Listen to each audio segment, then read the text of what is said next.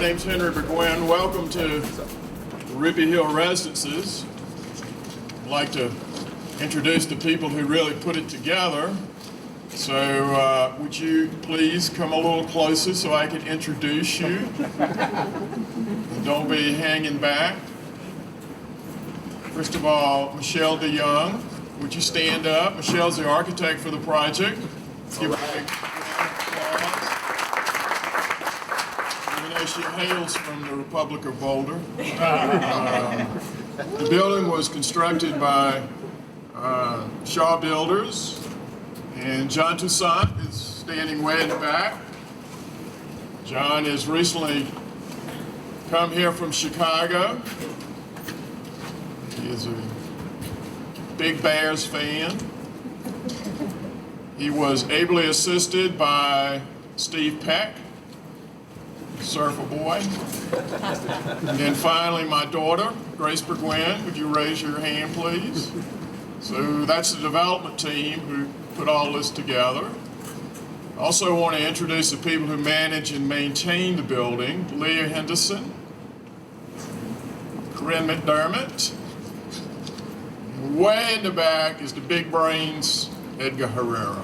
Right. Please raise your hand. All right. Those are the folks who put it all together. We opened April the 28th.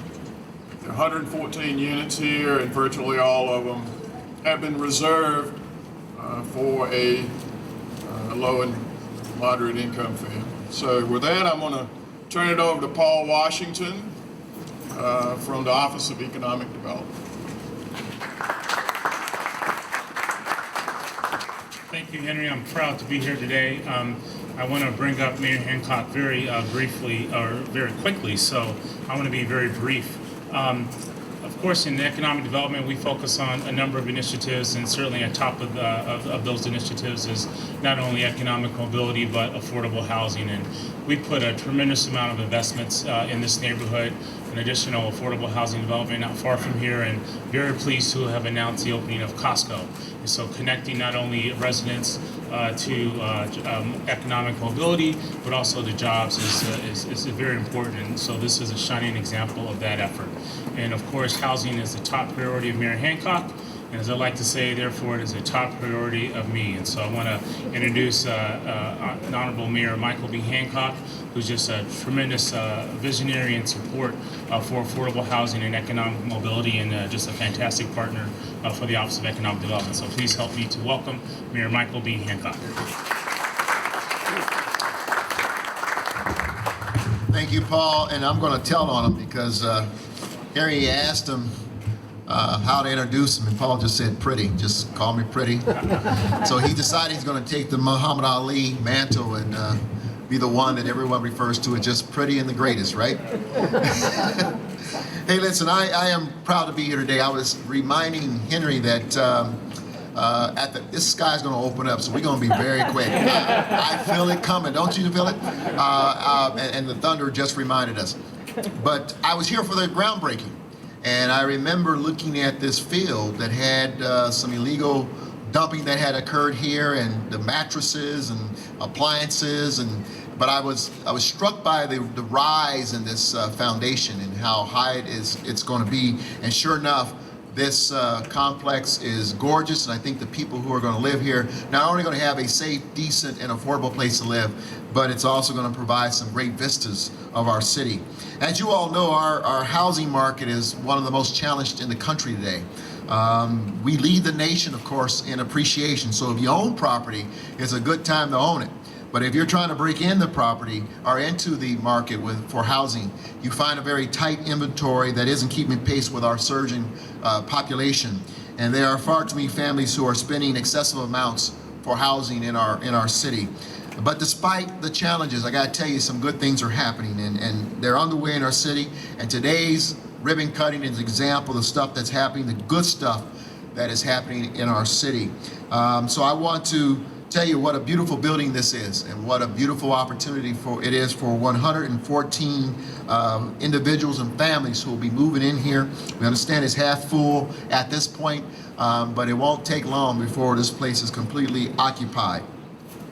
And this isn't the only affordable housing that is sprouting up. There is a collective effort that is occurring in Denver, and we gotta say, through the Office of Economic Development, we're proud to be investing in housing resources and other projects in neighboring communities like Westwood and Marlee and College View. This work isn't easy, and we all recognize that, but we're leaning in as an administration and as a city. And it requires strong partnerships, Henry, and we thank you for that. And different organizations that are committed. Chapel, we thank you as well for advancing the value of affordable housing in Denver. We're fortunate to have many development teams, both mission-based nonprofits and private sector firms who are dedicated to making Denver affordable for all. So Henry, you and Grace take a bow, and to the Bergwin Group as well, take a bow. We thank you for your commitment to affordable housing. I want to tell you about this group, and I've been impressed when I read about them. One, over the last 12 years, this company, the Bergwin Company, has built approximately 20 developments throughout the area, providing over 1,100 affordable units. Thank you, thank you, thank you. Give them hands. So we thank you for your work here at Ruby Hill, and we invite you to do more in Denver. And where we can partner with you, we will. I gotta tell you, this project is an example of our 3x5 initiative. Is a perfect example of what we're working on. I gotta tell you, it was a 3,000 units over 5 years. We're tracking ahead of schedule. We've already completed 1,800 units that we've been involved with are preserved over the last 3 years, and there are nearly 1,000 units currently under construction. So let me quickly say thank you to the Bergwin Company. Thank you to Chapel, who we'll hear from in just a moment. Colorado Division of Housing, HUD, you see I'm talking fast. U.S. Department of Veterans Affairs, DHA, I see Stella Madrid here, a good friend, and of course OED that invested $875,000 in this project. I see Rick Padilla, our Director of the Housing Division here as well.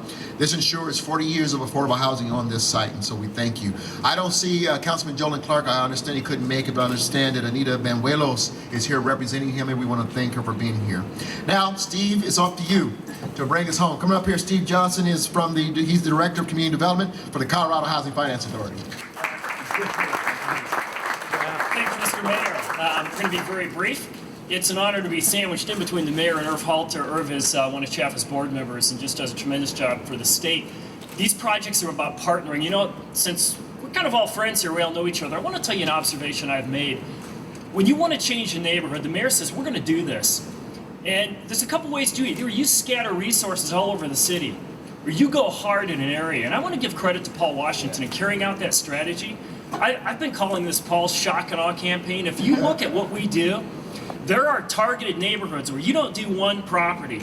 They're going in and transforming a neighborhood, and it is impressive. Look at this. Look at what's happening at Westwoods, just down the street. And in 2 or 3 years, when we start having more of these ribbon cuttings, it will transform a neighborhood. And so, Henry, thank you for stepping forward as a private developer. You brought in capital from out of state to make this deal happen. We're going to see more and more and more of that. So, Mayor, congratulations on a strategy that's just incredible to sit back and watch. At Chaffa, we just sit back and help allocate the resources, and we do that through a fantastic board. Irv is one of Chaffa's board members. He's also executive director of the Department of Local Affairs through the Colorado. Come on up, Irv Halter. All right.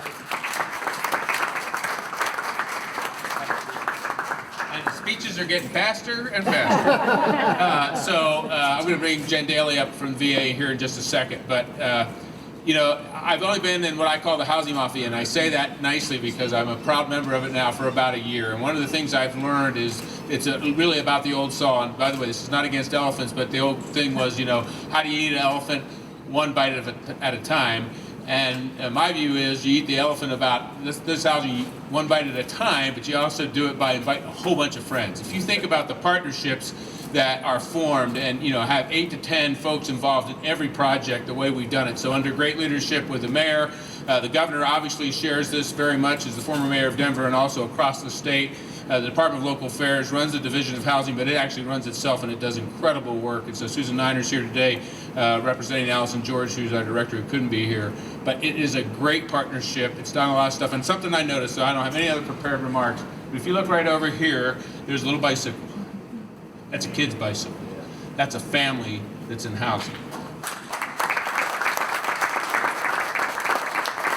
And so as I often tell the governor, with all the work that we get to do in DOLA, every morning I walk in, I look in the mirror, and I know exactly why I come to work and why exactly you're here today. So thank you so much, and Jen, you're up. Thank you, guys. Thank you to Ruby Hill residents, Bergwin Management Company, Denver Housing Authority, and HUD for making today possible.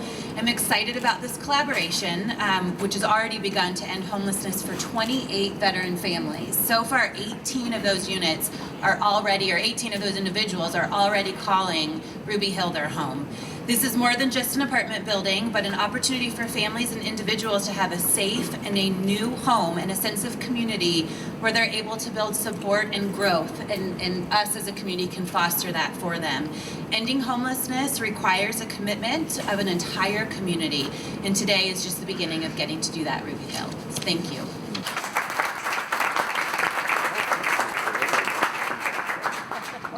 It was really quick, wasn't it? Reverend, I have never seen you speak so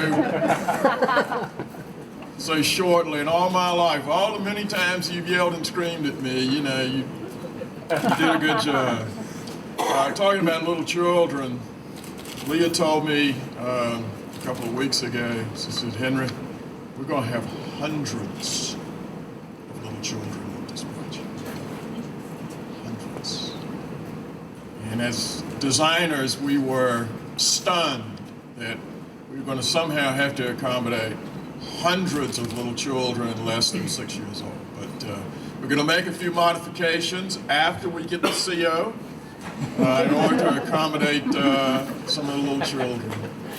But not to belabor the point anymore, would you like to cut the ribbon? Let's cut it. All right.